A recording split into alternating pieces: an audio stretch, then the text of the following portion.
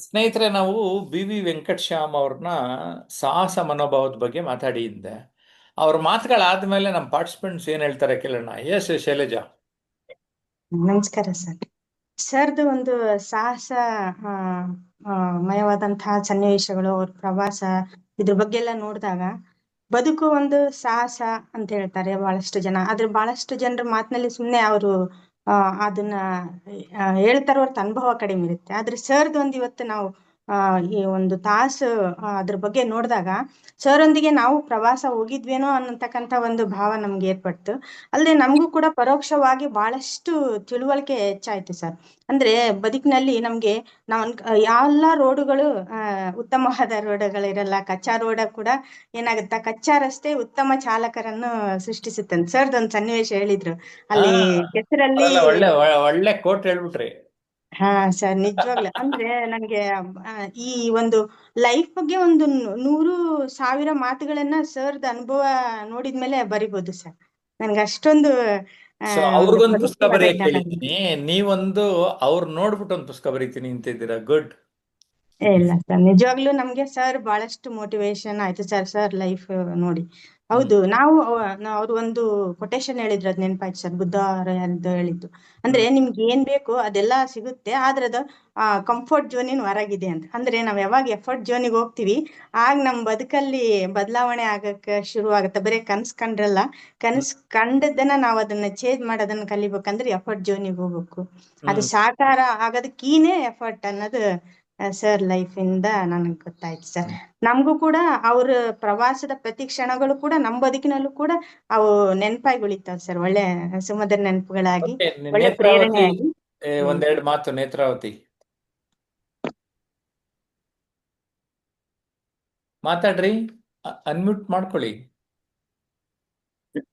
ನಮಸ್ತೆ sir. Sir Venkatashyam sir ಸಾಹಸಕ್ಕೆ ಇನ್ನೊಂದ್ ಹೆಸರೇ ವೆಂಕಟಶ್ಯಾಮ್ ಸರ್ ಅಂತ ಹೇಳಕ್ ಇಷ್ಟಪಡ್ತ ನಾನು. ಆಹಾ, ಯಾಕಂದ್ರೆ ಜಾಸ್ತಿ ಆಯ್ತು. ಸ್ವಲ್ಪ ಜಾಸ್ತಿ ಆಯ್ತು ಅಂತ ಇದ್ದಾರೆ. ಮಾಡ್ತಾ ಇರೋದು ಅಂದ್ರೆ ಪ್ರಾಕ್ಟಿಕಲ್ ಆಗಿ ತೋರಿಸ್ತಾ ಇರೋದು ರೀತಿ ನೋಡಿದ್ರೆ ಆ ತರ ಅನಿಸ್ತದೆ.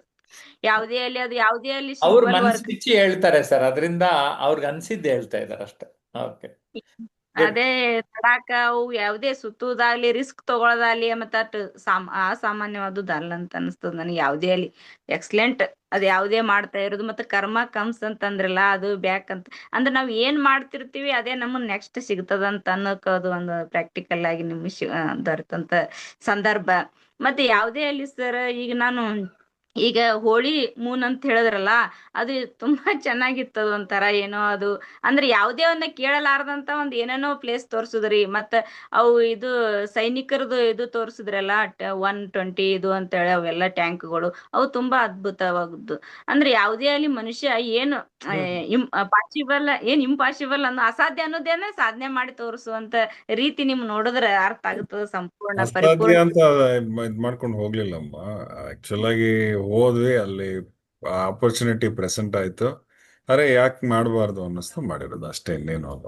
ಹ್ಮ್ ಹ್ಮ್ ಹ್ಮ್ ಟಿ ಟಿ T90 ಟ್ಯಾಂಕ್ ಓಡಿಸಿದ್ದು ಇದಲ್ಲ, 100% ಪ್ಲಾನ್ಡ್ ಅಲ್ಲ ಅದು.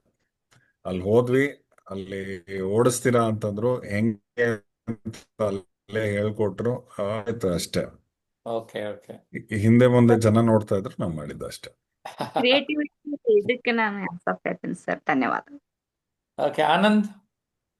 ನಮಸ್ತೆ ಸರ್.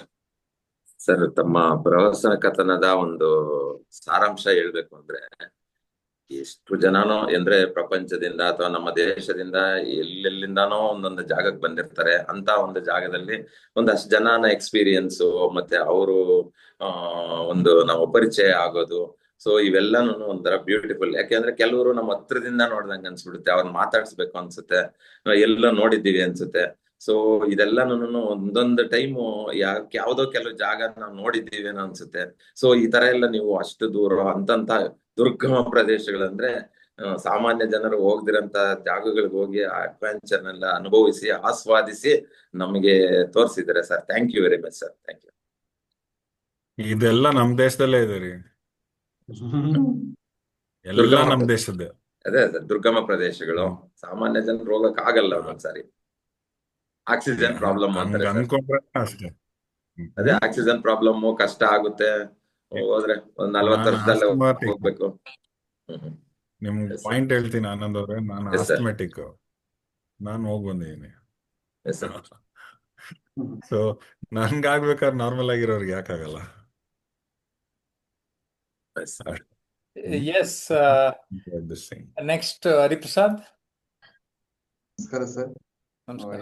ಇವಾಗ ಪ್ರವಾಸ ನೋಡಿದಂತ ಸಂದರ್ಭದಲ್ಲಿ ಒಂದೊಂದು ರೀತಿಯಲ್ಲಿ ಒಂದೊಂದು ಅನುಭವ, ಒಂಥರ ವಿಸ್ಮಯಗಳು 3-4 ಹೇಳಿದ್ರು. ಶ್ರೀಲಂಕಾಕ್ಕೆ ಹೋದಂತ ಸಂದರ್ಭದಲ್ಲಿ ಆ ಹನುಮಂತ ಅಂತ ಬಂದ ಫೋಟೋ ತೆಕ್ಕೊಂಡಂತ ಸಂದರ್ಭದಲ್ಲಿ ಫೋಟೋ ಸಿಗ್ಲಿಲ್ಲ ಅಂತ ಹೇಳಿರುವಂತ, ಯಾರೋ ಬಂದು 34 ಕಿಲೋಮೀಟರ್ ಜಾಗ ಐತೆ ಅಂತ ಹೇಳಿದ್ರಲ್ಲ, ಅಲ್ಲಿ ಯಾರೋ ನೀರು ಕೊಟ್ಟು ಹೋಗಿರುವಂತದ್ದು, ಮತ್ತು ಯಾರೋ ಒಂದು ಟ್ಯೂಬ್ ಇತ್ತಲ್ಲ ಆ ನೆಕ್ಕು ಕೊಟ್ಟಿರುವಂತದ್ದು, ಮತ್ತು ಅವರು ಬೇರೆ ಬೇರೆ ಯಾರೋ ಇಬ್ಬರು ದಂಪತಿಗಳನ್ನ ಅವರು ಒಂದು ಸೇಫ್ ಮಾಡಿರುವಂತದ್ದು, ಇವೆಲ್ಲಾ ನೋಡಿದಂತ ಸಂದರ್ಭದಲ್ಲಿ ಮತ್ತೆ ಒಂದು ಲಾಸ್ಟ್ ಎಲ್ಲ ಅವ್ರ್ಯಾವ್ರು ಇದು ಒಂದು ಟಿ ಶರ್ಟ್ ಕೊಟ್ಟಿರುವಂತದ್ದು, ಇವೆಲ್ಲ ಘಟನೆಗಳು ನೋಡಿದಂತ ಸಂದರ್ಭದಲ್ಲಿ ಒಂದು ದೇಶ ಸುತ್ತಿ ಕೋಶ ಓದು ಅಂತ ಹೇಳ್ತೀವಲ್ಲ, ಆ ದೇಶ ಸುತ್ತೋದ್ರ ಮೂಲಕ ಇಷ್ಟು ಅನುಭವಗಳಾಗ್ತಾವಲ್ಲ, ಅವೆಲ್ಲವೂ ಸಹ ಸ್ವಯಂ ಅನುಭವಗಳಾಗ್ತಾವಲ್ಲ, ಸ್ವಯಂ ಅರಿವಾಗ್ತಾವಲ್ಲ.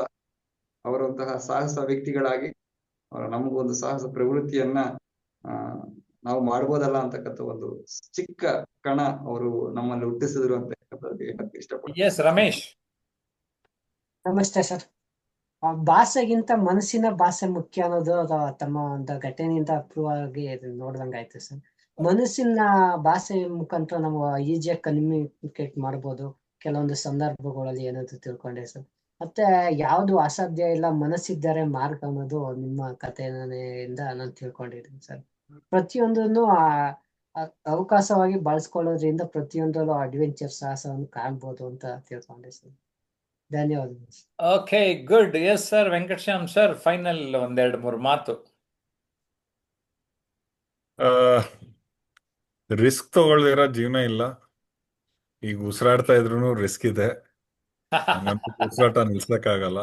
ಕರೆಕ್ಟ್. ಹಾಗೆ ನಮ್ಮ ಕೆಪಾಸಿಟಿ, ನಮ್ಮ ಎಬಿಲಿಟಿಗೆ ತಕ್ಕಂತ ರಿಸ್ಕ್ ತಗೊಂಡು ಎಸ್. ಗ್ರ್ಯಾಂಡ್ ಟ್ರಿಪ್ ಇಲ್ಲ ನಮ್ ದೇಶನ ನಾವು ಚೆನ್ನಾಗಿ ಅರ್ಥ ನೋಡ್ಬೇಕು. ಎಸ್. ಯಾಕಂದ್ರೆ hundreds of cultures, hundreds of things ಎಲ್ಲಿಲ್ದೆ ಹೋದ್ರು ಕರ್ನಾಟಕನಲ್ಲೇನೆ ಒಂದು ದೇಶದಲ್ಲಿ ನಾನಾ ದೇಶ ಇರುವಂತ ಪ್ರದೇಶ ಕರ್ನಾಟಕ. ಅದನ್ನ ಮೂಲೆನ ದಯವಿಟ್ಟು ಜಾಲಾಡಿ, ಬಹಳ ಚೆನ್ನಾಗಿದೆ. Yes sir, thank you very much sir. ನಮಸ್ಕಾರ sir. Thank you very much sir. Thank you very much. ಧನ್ಯವಾದ.